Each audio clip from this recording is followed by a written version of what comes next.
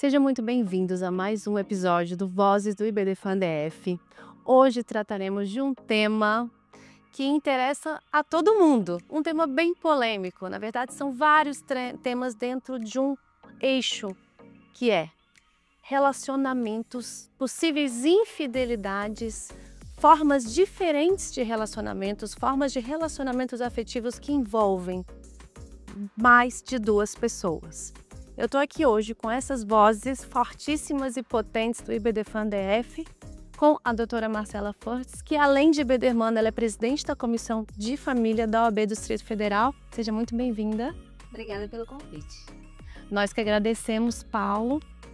Muito bem-vindo. O Dr. Paulo ele é vice-presidente da Comissão da Pessoa com Deficiência do IBDFAN Distrito Federal. Muito obrigada por ter vindo. Obrigado pelo convite. Nós que estamos aqui, sempre que precisa falar. Vamos começar com uma situação que é bem corriqueira na nossa sociedade. Um casal se apaixona, vamos chamar aqui de João e Fernanda. João e Fernanda se apaixonam, se casam, e aí vem o casamento, vem as obrigações cotidianas, vem o desgaste, o dia a dia, e Fernanda descobre pela internet, consegue acessar o WhatsApp, descobre que seu marido tem um relacionamento virtual com uma pessoa que mora até em outro país durante alguns meses. Chateada, frustrada, muito triste com a situação, procura seus advogados, eu quero processar, isso não pode acontecer, ele quebrou o dever da fidelidade. E eu já passo a palavra para a Marcela para falar para a gente um pouco sobre esse caso e sobre eventuais efeitos dessa infidelidade. Afinal, a infidelidade hoje no nosso ordenamento jurídico é sempre que vai ter algum efeito? É sempre que eu vou poder processar o infiel ou a infiel, Marcela? Ótima pergunta. Na verdade, tem que se questionar o que é fidelidade. Pelo seu exemplo, que eu achei brilhante, em que fidelidade e infidelidade é a conexão carnal ou não? É a troca de mensagens? É o flerte no Instagram? É uma troca de mensagens ou muitas vezes algo de imagens ali por algum aplicativo de Zoom, de conversa virtual. E aí, o fato de você ter o contato físico ou não ter, isso vai caracterizar uma infidelidade ou não? Então a gente já começa por isso. E aí, na verdade, isso destrincha muitas formas, né? Na verdade, hoje, quando a gente fala de infidelidade, a gente tem ali no Código Civil que é um dever a fidelidade do casamento. E, em paralelo, a lealdade relacionada à união estável, que a gente acaba tendo uma interpretação também nesse sentido. Só que isso tudo gira em torno do princípio da monogamia no Brasil, em que você tem um relacionamento com uma pessoa. Então, se você tem um relacionamento com uma pessoa, você não pode se relacionar com outra. Se quer flertar, ou trocar mensagens, ou ter um relacionamento virtual, vamos assim dizer. Só que o ordenamento jurídico, hoje, cada vez mais, o que ele entende? Que é um mero dissabor do relacionamento. É a traição, a frustração, deixou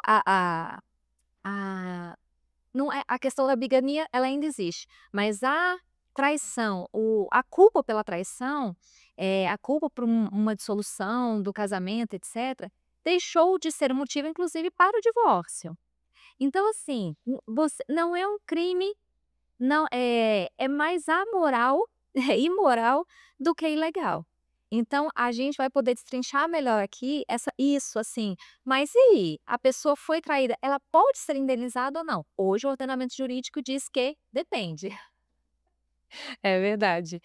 Mas, Paulo, comenta um pouquinho sobre a sua visão desse tema que a gente acabou de começar e a Marcela já trouxe várias nuances que a gente vai falar aqui a respeito. Ela trouxe muitos fatores que vão de encontro aos nossos princípios do direito, às nossas posições, ao que é família, ao significado do aspecto afetivo e, principalmente, o aspecto societário que tem no direito empresarial. Agora a gente está aplicando no nosso direito das famílias. Então, a primeira coisa, eu entendo, e aí eu sou dessa corrente, e eu acho que a Marcela também, pelo que ela nos compartilhou nesse momento, é na situação, não havendo o constrangimento, a publicidade para a terceira pessoa, Carol, ela é impossível de haver uma compensação de danos morais, porque não houve a exposição da relação, não houve dizer que aqui na situação XYZ veio à tona a público a ponto de deixar a mulher ou o homem que sofreu a infidelidade constrangido. E aí, o que eu mais me questiono e venho a pergunta para a doutora Marcela, e eu tenho certeza que ela vai ficar extasiada com esse tipo de pergunta, mas a lealdade, ela também não seria subjetiva ou objetiva para a aplicação de uma indenização? É excelente a sua pergunta e tá vendo, ele mesmo respondeu a questão do depende. Porque, se de fato, o que que o ordenamento jurídico hoje entende? Se você não tem uma exposição de terceiras, se isso não foi divulgado, é algo íntimo entre o casal, infelizmente há essa frustração, mas não é indenizável. E aí é que eu até pego num ponto que tem que tomar muito cuidado, porque muitas vezes aquele que foi traído resolve expor o amante. Coloca, divulga o vídeo dele saindo do motel, ou um troca de mensagens entre eles, e aí o traído, que supostamente poderia ser indenizado, passa a ser obrigado a indenizar esse terceiro que teve a sua exposição. Olha só como é que a gente tem que tomar muito cuidado com tudo, e a gente tem sempre que orientar os clientes e as pessoas por relação a isso. E aí, a flexibilização, vamos assim dizer, da lealdade, né, a sua pergunta. Então é tudo lealdade, fidelidade, é tudo um critério realmente muito subjetivo. A gente tem uma construção social em torno de regras e leis e comportamentos sociais que acabam trazendo certos entendimentos. Mas eu acredito que hoje em dia, cada vez mais, a interpretação acerca de uma infidelidade, da lealdade, a gente passa a questionar por quê? Porque as famílias mudaram, os relacionamentos mudaram. Hoje há a facilidade com relação ao divórcio, por exemplo, o que não tinha antes. Isso foi uma construção social que trouxe mudança legislativa. Então eu acredito que assim, as questões subjetivas que advêm de um contexto histórico-cultural também sofrem modificações hoje. O que você entendia como lealdade ou fidelidade antigamente não é o mesmo de hoje para a sociedade. Perfeito. Então, a questão, por exemplo, gente, se um casal, e não necessariamente uma união estável, né, um casal se casa, vamos ter um relacionamento aberto? Você pode sair com outras pessoas, eu posso, eles estabelecem as regras que eles acharem melhor para eles, né? A gente conta um para o outro, a gente não conta e tudo. Qual que é efeito que isso teria em relação à validade ou não do casamento, né? E concordo com vocês que o mesmo tem que ser aplicado à união estável, que existe ainda essa flexibilidade de uma lealdade, né, que em tese não exigiria a exclusividade, mas exigiria uma certa transparência em relação ao outro. Concordo que esse conceito hoje é subjetivo, hoje a gente não vê efeitos no nosso ordenamento jurídico, nos divórcios, nos casos de infidelidade. Vou contar para vocês um caso real que acende uma função muito importante do advogado nesses casos.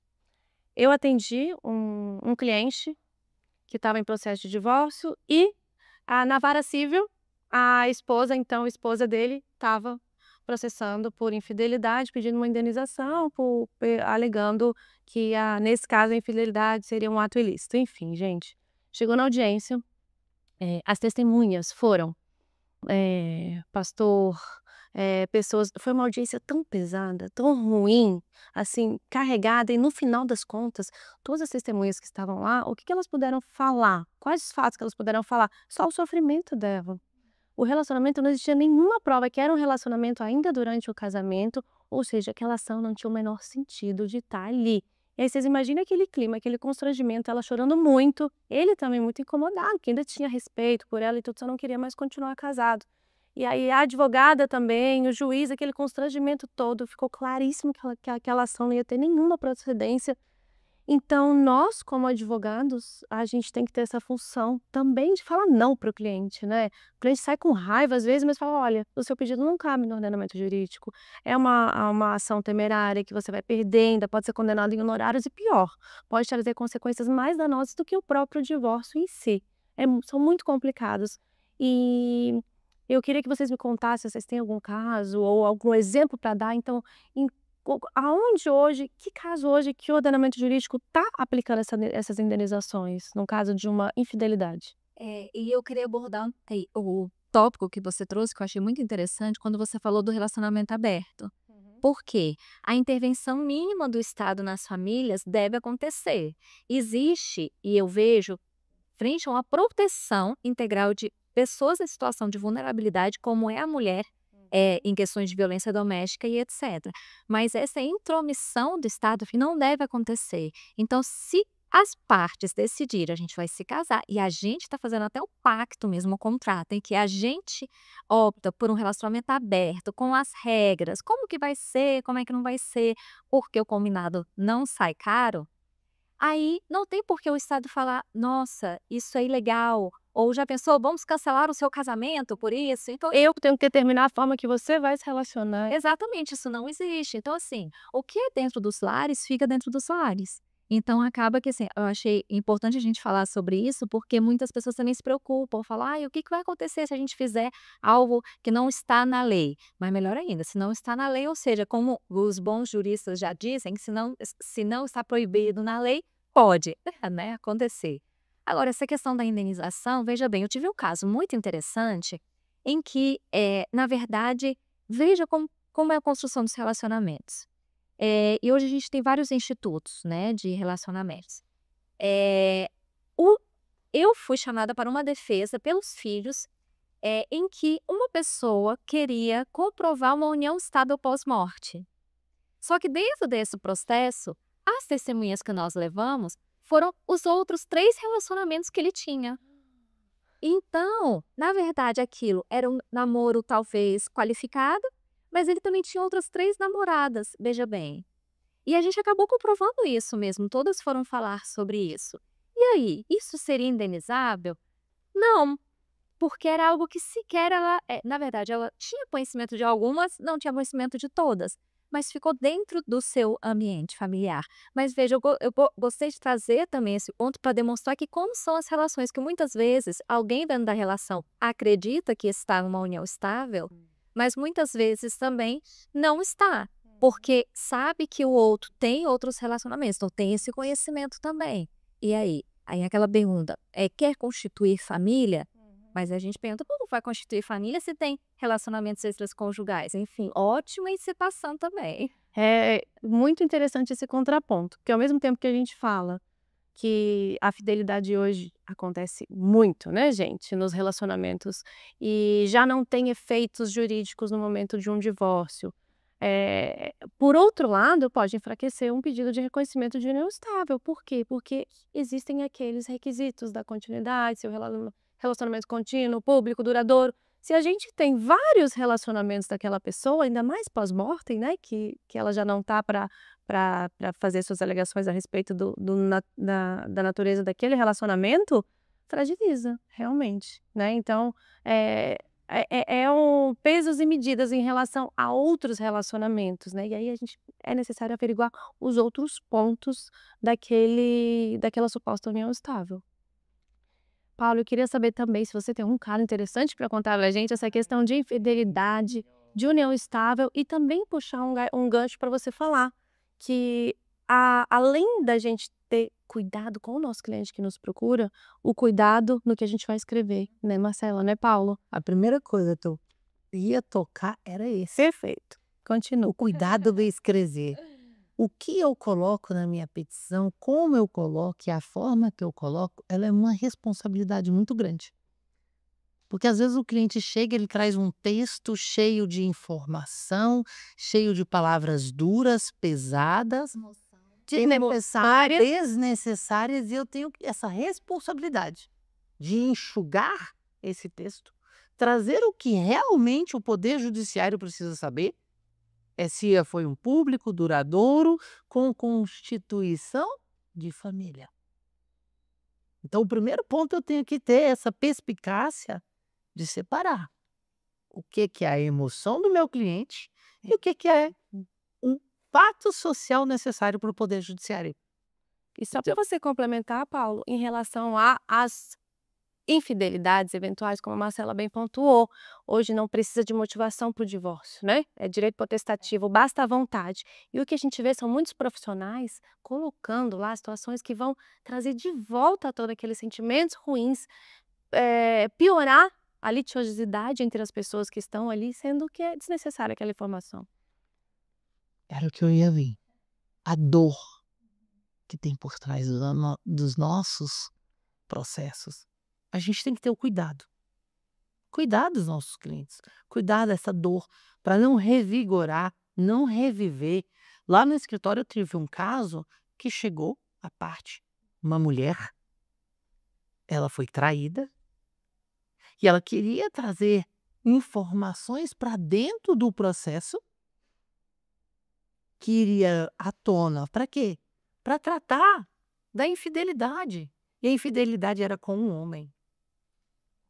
Uhum. Ah, mas eu vou fazer, eu vou acontecer. Porque eu quero, Porque né? eu quero. Eu falei, não, calma. Vamos respirar fundo. Porque a primeira coisa que a gente tem que trazer para o nosso cliente é esse tônica do respirar. Porque ele chega na emoção e eu tenho que trazer ele para a razão. Se eu coloco ele e coloco fogo para ele, vai gerar uma briga processual, petição em cima de petição. E anos e anos e a gente não resolve o problema. E o problema muitas das vezes é colocar o ponto final. Então a gente tem que trazer essa tônica de trazer para a realidade. Quando eu trago para a realidade, eu falo para ele, olha, querida, vamos falar com o judiciário o que é necessário. E aí eu trago que dia que começou a união ou o casamento, quando terminou, regime de bens, filhos, ponto. Todos os demais, a gente tem que ir para o ramo da psicologia. Tratar a humanização, o olhar de cuidado, o olhar do carinho, o olhar da presença é o necessário, Carol.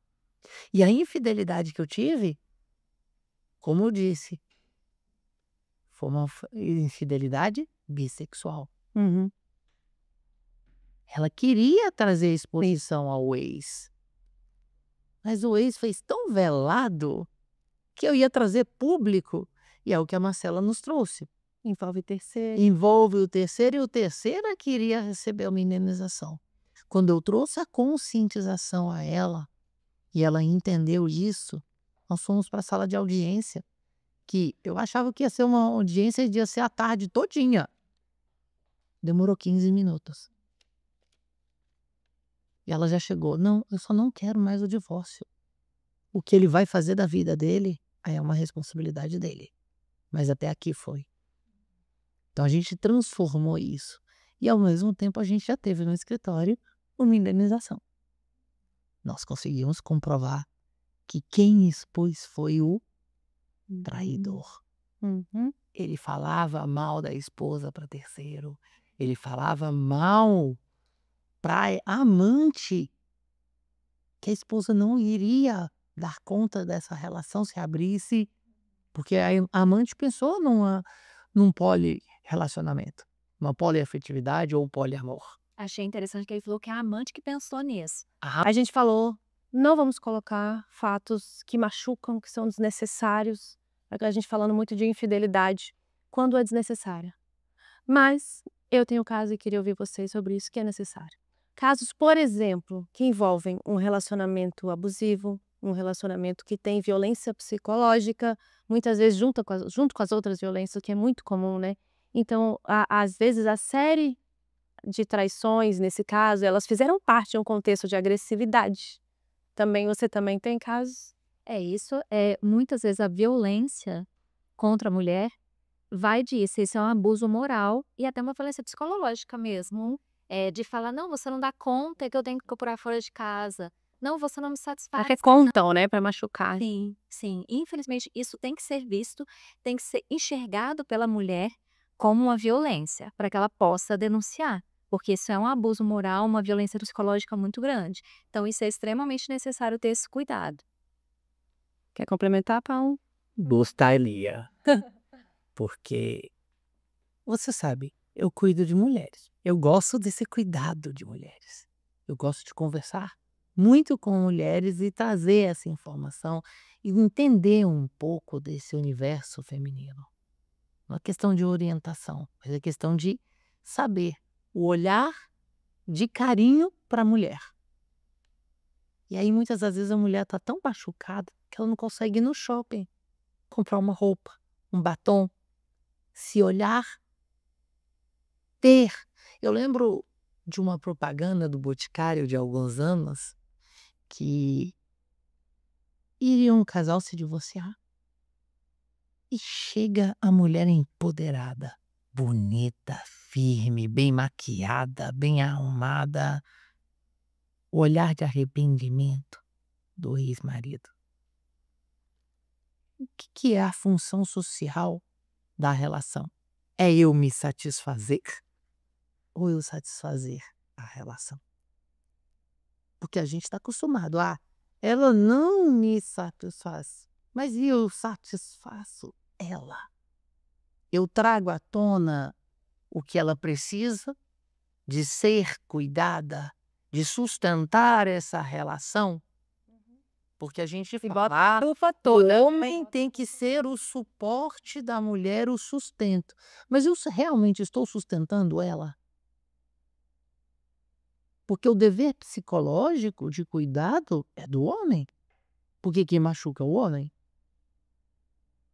O homem, ele tem essa autonomia de ser mais rude, mais difícil, mais duro. Mas o cuidado de trazer a posição do: olha, eu te amo, eu cuido de você, eu estou presente, eu sou presente, também é do homem. Então, quando a gente está falando, e aí eu vou entrar um pouquinho numa coisa que eu acho fenomenal, que é o julgamento pela perspectiva de gênero, tão pouco utilizado no nosso direito das famílias, porque no criminal, tá claro, na violência doméstica, nem se fale.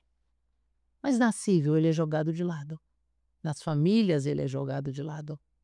E é um julgamento nulo, porque largou de ser aplicado uma norma favorável ao vulnerável que é a mulher. E essa vulnerabilidade leva a uma equiparação. Se a Constituição ela fala que a mulher, que todos devem ser iguais perante a lei, e a mulher ela já tem essa vulnerabilidade, então quando eu largo de aplicar esse julgamento, eu estou largando de falar, opa, a isonomia não existe. Eu não estou olhando com cuidado para a mulher. Hoje, a nossa legislação ela não é protetiva, ela é cuidadora. Ela só não protege, ela cuida. E o que vem muito à tona é que as pessoas usam a lei para bater. Mas a lei não está para bater. Ela está para dar limites.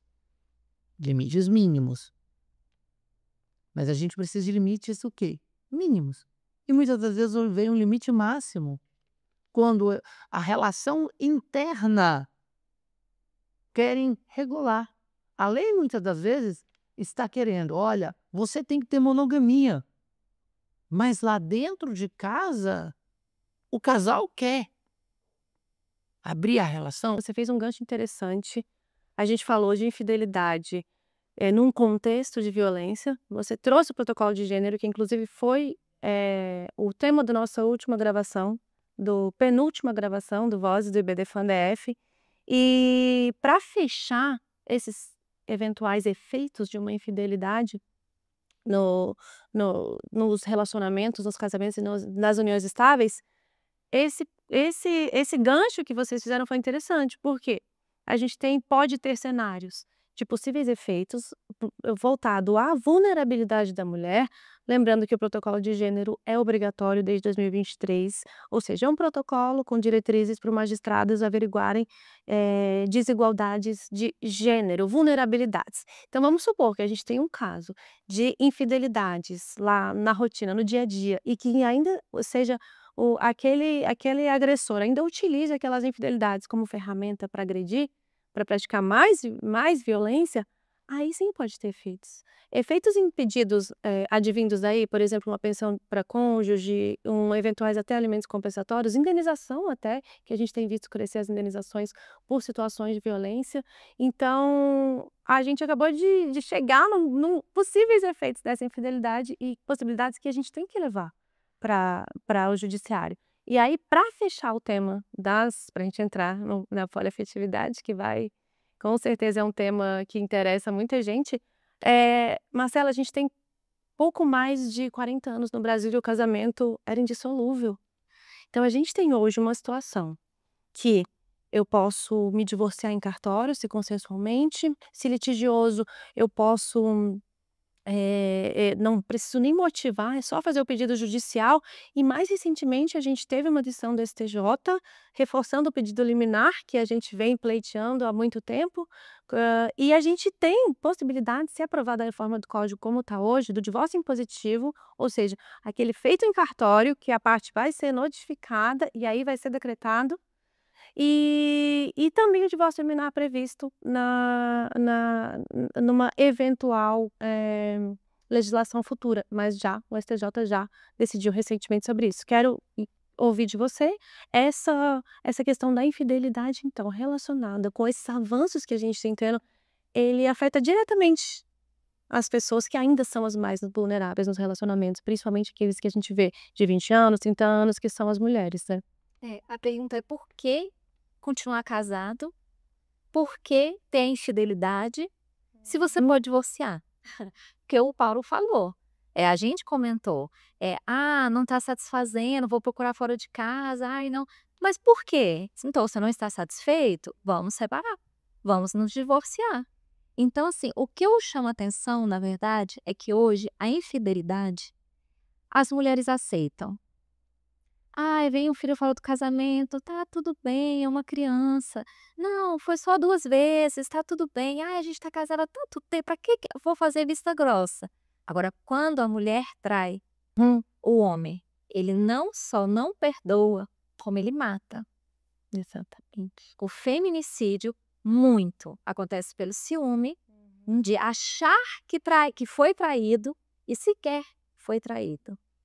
Então, até esse entendimento de 2022, gente, 21, salvo engano agora, que tirou a possibilidade do homem matar a mulher e falar que foi sobre forte emoção. Nossa. Olha, Tão recente, né? Isso. tão recente, como Absurdo. pode? Até ontem, os homens matavam e falavam, é porque ela me traiu. Porque eu achava que ela tinha me traído. Então, a pergunta que eu faço hoje é para a sociedade. Por que continuar casado? Divorcia. Perfeita colocação. Perfeita, porque a gente tem, né, Paulo, uma situação de a sociedade ainda impõe, tá avançando, eu vejo, a passos lentos, mas ainda impõe que a mulher tem que aceitar, né? Não, mulher tem que aceitar. Gente, homem é assim mesmo, mulher tem que aceitar. E acabam se prendendo nesses relacionamentos nocivos, relacionamentos que machucam, que maltratam, que vão acabando com o psicológico, às vezes por vinculação emocional, financeira.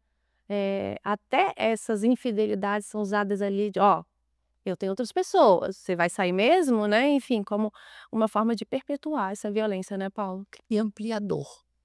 Na verdade, o homem que faz isso, ele só tem um princípio: doer. A dor na mulher.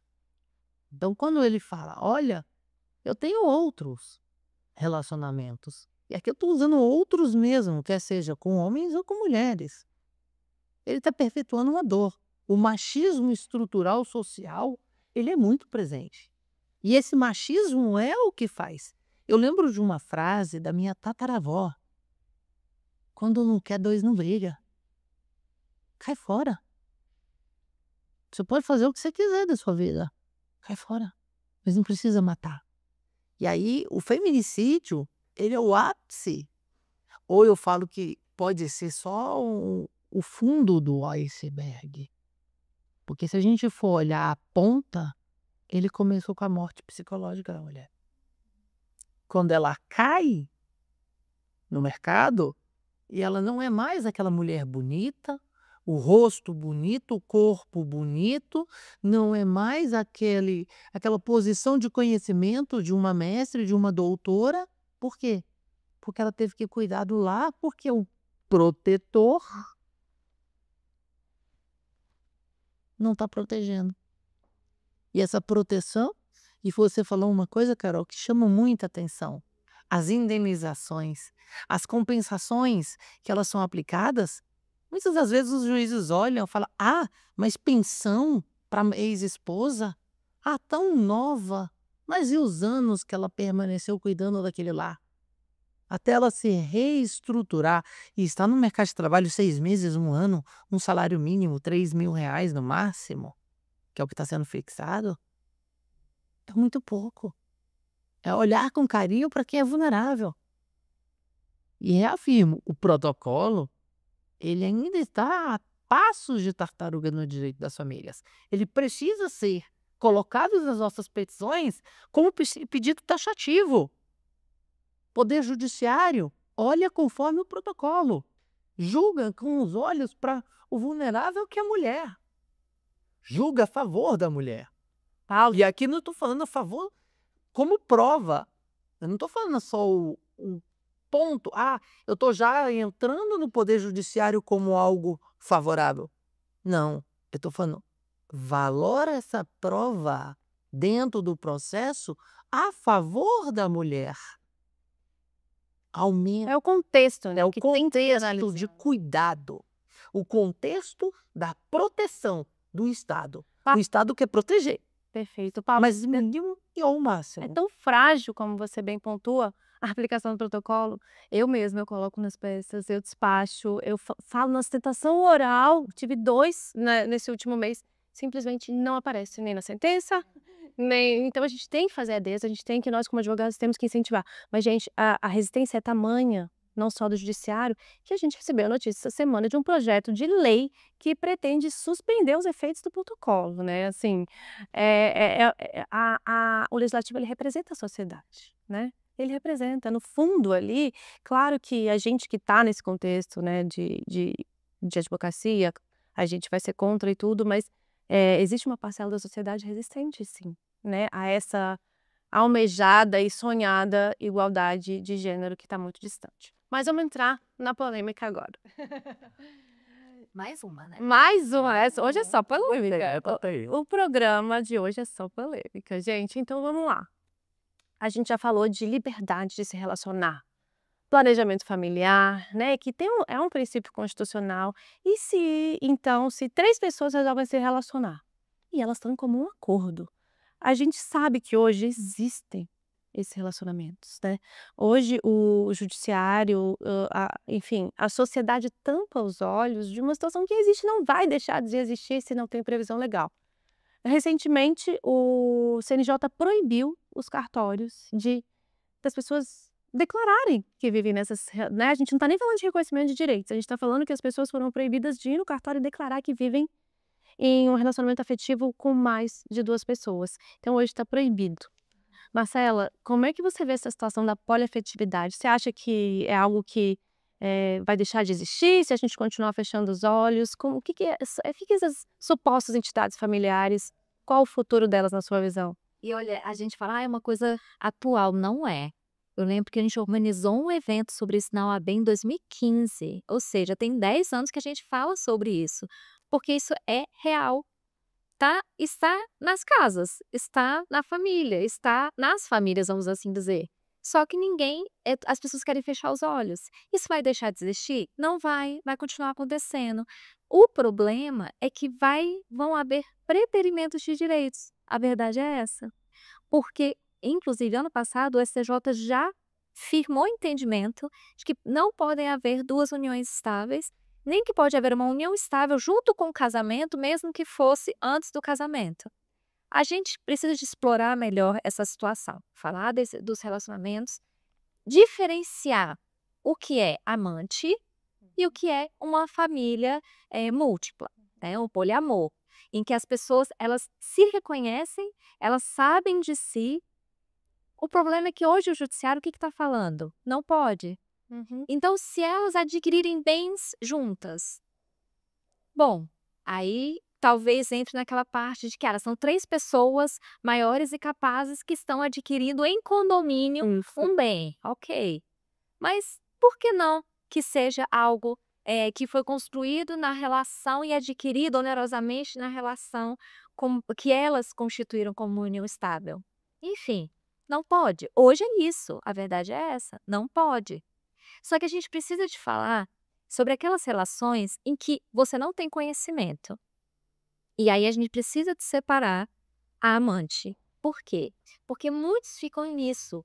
Porque sai na mídia, amante conseguiu Sempre de forma pejorativa com a mulher, por isso em relação à mulher. amante conseguiu a pensão da mulher, tomou a metade da pensão da mulher, coitada. E não, vamos lá. Na verdade, hoje no contexto jurídico, para não é uma amante. Conseguir pegar metade da pensão por morte é porque, na verdade, é um relacionamento simultâneo. Mas, Marcela, hoje você consegue fazer isso e as redes sociais, gente, eu sempre conto a história do caminhoneiro. Um caminhoneiro que viaja, que ele tem uma família no sul e ele tem uma família no norte e elas não sabem, elas não se comunicam, não tem nada. Está casado há 20 anos com a do sul, há 25 anos com a do norte, tem 8 filhos com uma, 7 filhos com a outra. Quando morre, e aí? Uma delas vai ficar sem direito, sem a pensão, sem... Então, se comprovar que é um relacionamento de boa fé, de fato ela não sabe que é do outro relacionamento, cabe sim, ela tem direito sim. O que não pode aí de fato, uma amante que sabe, eu estou entrando no relacionamento, eu sei que ele tem uma esposa, eu sei que ele está com outra pessoa, mas ele me ama também, então ela sabe. Então não tem boa fé nisso, ela sabe que ela está numa posição de amante, então ela não é um relacionamento simultâneo. E não é público, né? Isso é escondido. Exatamente, não é público, não tem intenção de constituir família, não é conhecida. Então, isso é amante. Logo, ela não tem direito. Agora, a gente não pode preterir os direitos daquelas que têm 2 uniões estáveis. E aí, nesse caso, o STJ olha com cautela e com calma de se pode reconhecer sim, porque você não pode tirar o direito de uma pessoa de boa fé. Que assim, eu estava com ele, o tempo todo, nós tivemos filhos, a gente estava constituindo família, eu não sabia que ele tinha outra pessoa. Então a gente precisa de ter um olhar melhor sobre isso, porque o julgamento vem, o julgamento social. O preconceito, que gera um preconceito, que faz com que as pessoas apontem o dedo e falam, não, mas que absurdo, como assim? Mas sabia que tinha, sabia? Será? Vamos avaliar. Então, as famílias simultâneas, muitas vezes, elas são escondidas. E sim, hoje, em pleno século XXI, sim, há essa possibilidade. Existe. Olha, Deixa eu contar uma coisa muito interessante para você falar. Eu quero ouvir a sua opinião. Um conhecido, o pai faleceu e no velório foram chegando vários irmãos, gente. Eram 3 famílias. E ele conta assim, hoje ele ri, acha graça, porque eram muito parecidos, nomes muito parecidos, todo mundo. Ele conta que um tinha um estilo totalmente diferente do outro, enfim. Eles se conheceram recente, se conheceram no velório, né? As famílias ali, as entidades, supostas famílias, se conheceram no velório. Então hoje sim, ainda existe muito isso, Paulo. então eu vou te contar uma bomba. Juntando as 2 versões da história da minha família. Olha, Fazem. casos reais. Tá. É de família, vamos falar um pouco. Sou filho de caminhoneiro. E eu brinco, acho que se eu for Zambelém em Brasília, eu vou encontrar muitos irmãos. Mas meu pai faleceu. Minha irmã foi ao velório. E aí? Qual foi a postura? Não, ela fica. Ela é filha. Já tinha sido reconhecido nesse caso. Eu estava terminando a faculdade de Direito. E um IBD irmã nossa, que fez todo o trâmite, ela fez tudo, a gente sabia. Ah, mas é a filha. Não, ela é filha. Independentemente da origem, é filho. Eu vou excluir? Não. Porque senão eu tenho que compensar. Quer seja econômico, e aí a gente fala de indenizações, quer seja no mundo. Eu não posso excluir alguém. Essa exclusão que a sociedade faz, aí a gente vê barbáries acontecendo. Brigas, mortes, acidentes. É a compensação do universo. Então a gente tem que pensar que as atitudes que tomamos, e aí família simultânea é disso, muitos têm a boa fé, o que a Marcela falou, e era o ponto que eu ia bater. Minha irmã não teve culpa. Ela cresceu. Ela veio se desenvolvendo. Ela é mais velha do que até meu irmão mais velho, que anteveio o casamento dos meus pais. E aí eu vou excluir? Não. Eu vou trazer ela para dentro. Eu vou diminuir o impacto psicológico. Eu vou acolher, eu vou viver. E aí, o ponto nevral, para mim, sempre tá a boa-fé. Ah, mas a boa-fé se presume. Peraí, ela se presume até que ponto? Porque eu tenho meios de provar a má-fé. Ah, eu sou amante, é o caso que a Marcela trouxe aqui. A amante tinha conhecimento. Aí, tá claro, não vamos ter direitos. Pode gerar até dever de indenizar, se houve a publicidade naquela região. Um exemplo do caminhoneiro, ele chega, eu tenho mulheres em toda esquina, eu passo, eu faço, eu aconteço. E ele sai expondo isso, ele pode indenizar. Mas o Estado não pode regular a relação do jeito que ele está. Deve haver monogamia. E aí a dica que sempre me vem é o que foi feito com a união estável e a união estável homoafetiva. Acho que a gente vai ter que começar a bater no judiciário, nas varas cíveis, como sociedade de fato, para conscientizar o poder judiciário que existe relações, porque dá para fazer data do início, quando foi a aquisição de bens, para fazer todo esse afeto social que tem, patrimonial, para fazer a desconstituição conforme o direito das famílias, para que o judiciário pare. É absurdo falar em sociedade de fato quando você tem afeto, né? Assim, Mas é o único jeito, porque se você protocola como era para petição de reconhecimento de uma união estável poliafetiva, extingue de pleno direito. Nem conheço do meu pedido, mas o juiz ele é obrigado a conhecer como sociedade de fato. E o que eu vou usar de norte? Os parâmetros do direito das famílias. Porque senão não vai ter como fazer nada. Ô, minha criança. E um ponto só que o Paulo trouxe que eu achei muito importante a gente destacar é a questão dos filhos. Porque antigamente, sim, com a Constituição igualou os filhos, mas antigamente tinha de fato isso. Perfeito. Essa questão do filho é a melhor coisa que foi essa igualização dos filhos. Por quê? Qualquer um pode ser filho? Sim.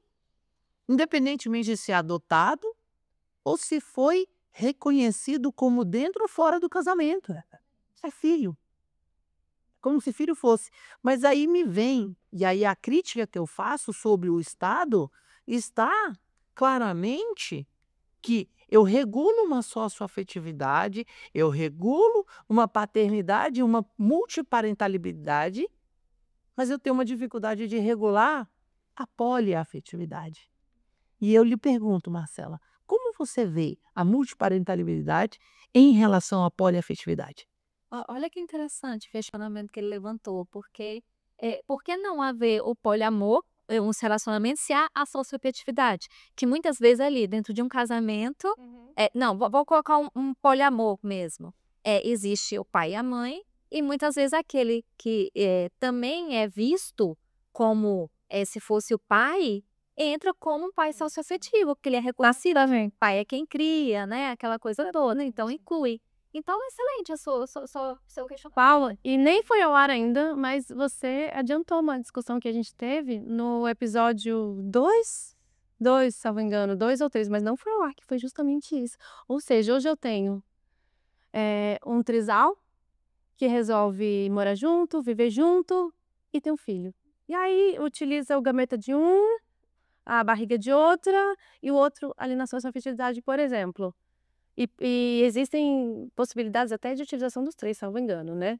Então a gente pode ter uma multiparentalidade, mas aquele relacionamento afetivo não vai ser reconhecido, né? O que é uma incongruência. Mas a questão do reconhecimento de famílias diferentes do padrão Margarina tá tão distante ainda, porque se a gente parar para pensar, o relacionamento homoafetivo, ele foi reconhecido como entidade familiar pelo tribunal, pela STF. Até hoje a gente tem uma legislação que fala homem e mulher.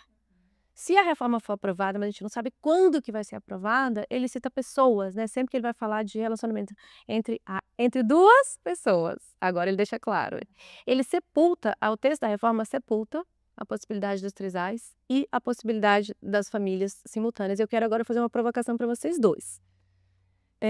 Gostei da ponderação que ambos fizeram sobre dar um tratamento diferenciado para aquela mulher, que geralmente é a mulher, né? Que não sabia do relacionamento, né? Que se envolveu ali achando que estava numa entidade familiar e não sabia que a pessoa era casada.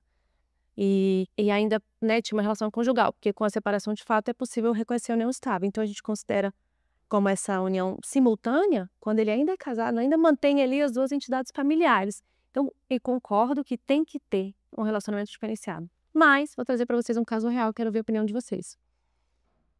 Foi um caso que a gente até comentou um pouco antes aqui do programa começar, julgado pelo STF, relatoria também do ministro Aris Brito, em qual se pleiteava a divisão de pensão por morte de 2 mulheres. Uma mulher era casada com ele há 10 anos, dá números aproximados que eu não lembro exatamente. A outra tinha uma suposta união estável há 9 anos. Uma tinha 10 filhos, outra tinha 9 filhos.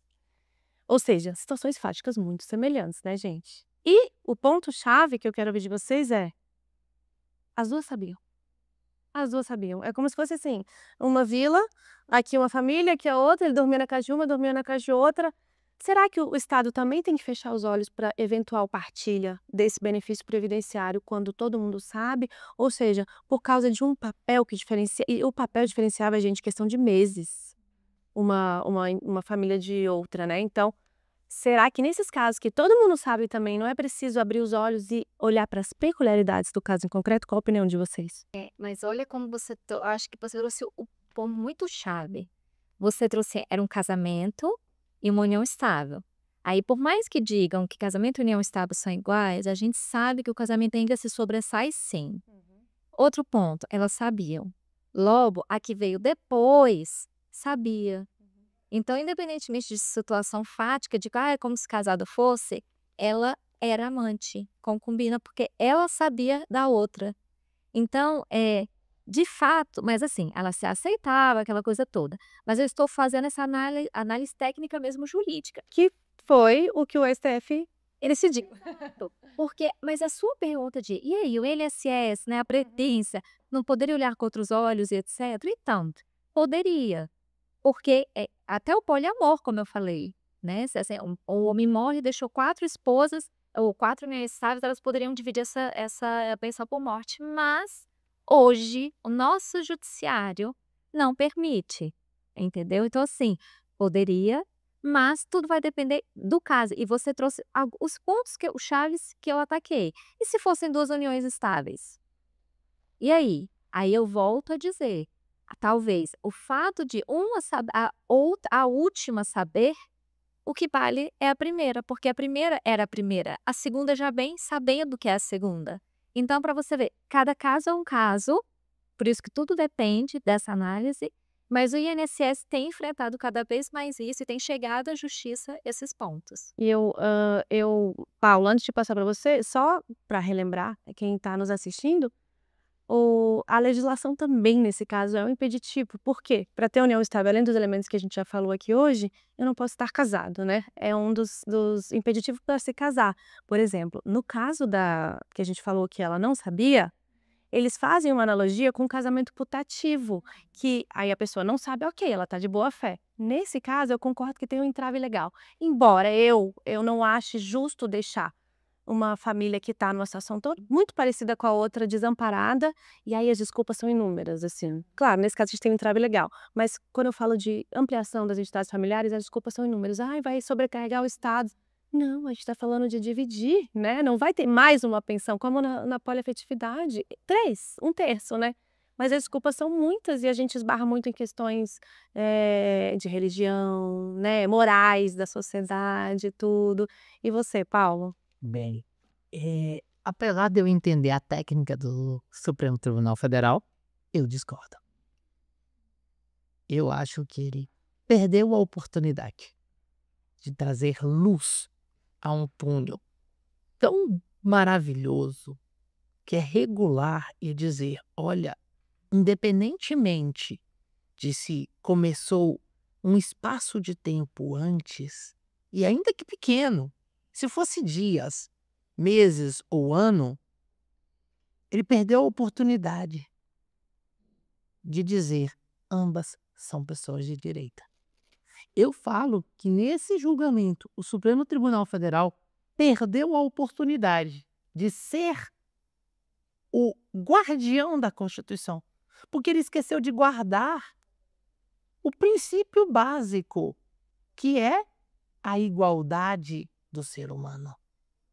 Ele usou a técnica perfeita, não estou aqui julgando o princípio legal, mas ele esqueceu de fazer a análise conforme a Constituição, que ali eram famílias.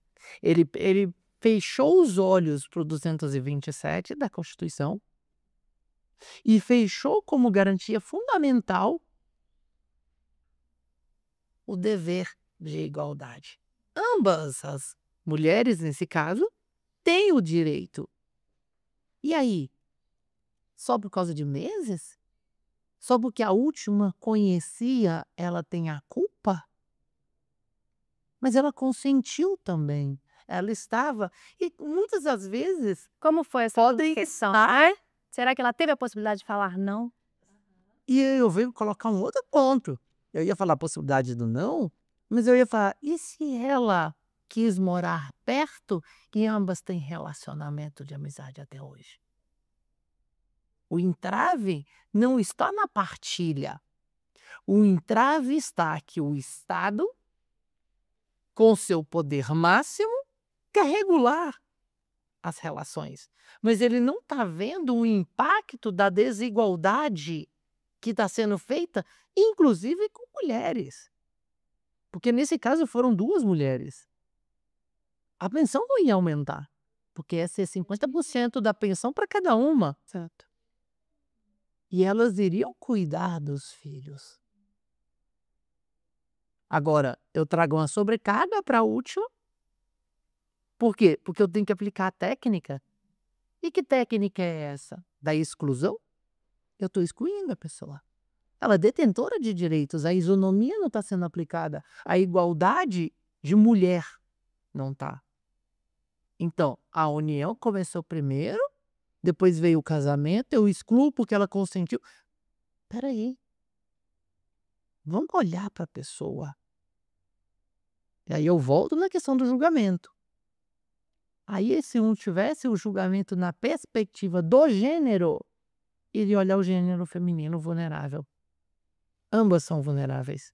E ainda tem a vulnerabilidade dos menores, que largaram de olhar. Porque não ia dividir. Ia complementar a renda, ia complementar a vida. E as pessoas esquecem.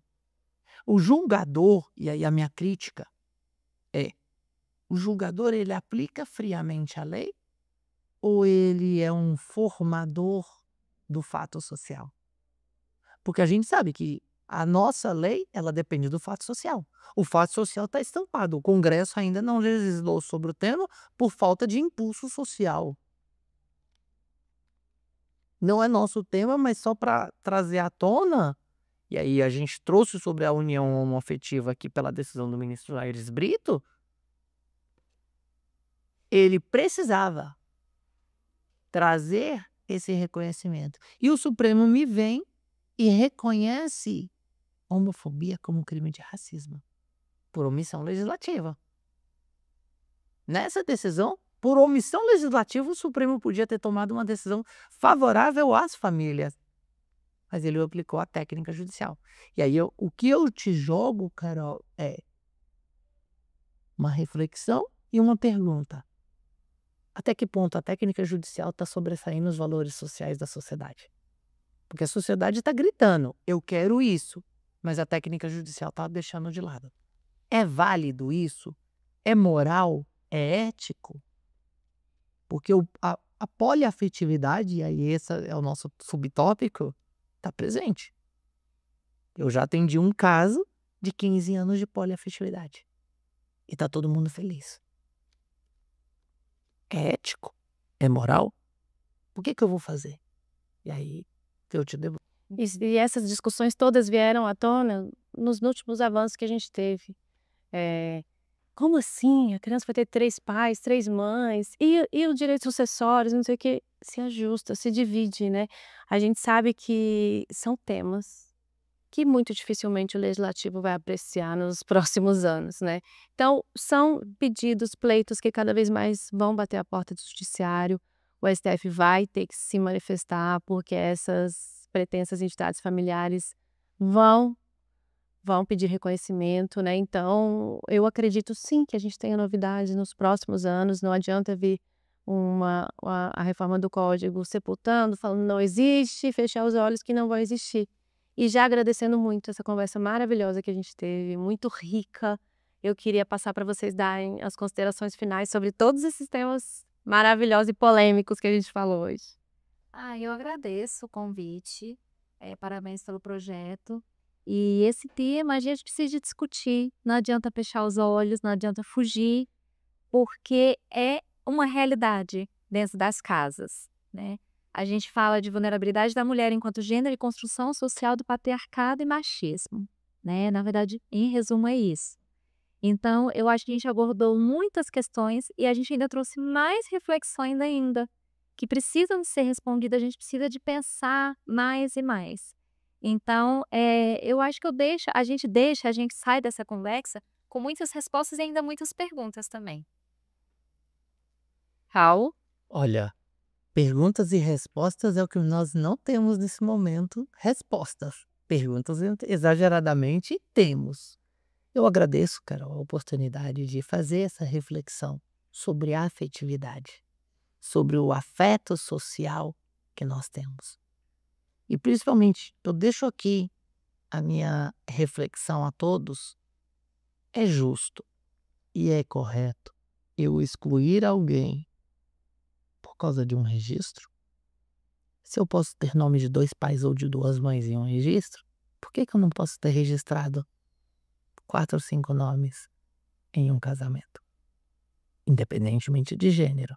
E aí a OIT ela fala no seu artigo 2º, se eu não me engano, mas é no enunciado 190 dela, ela traz uma distinção sobre sexo e gênero.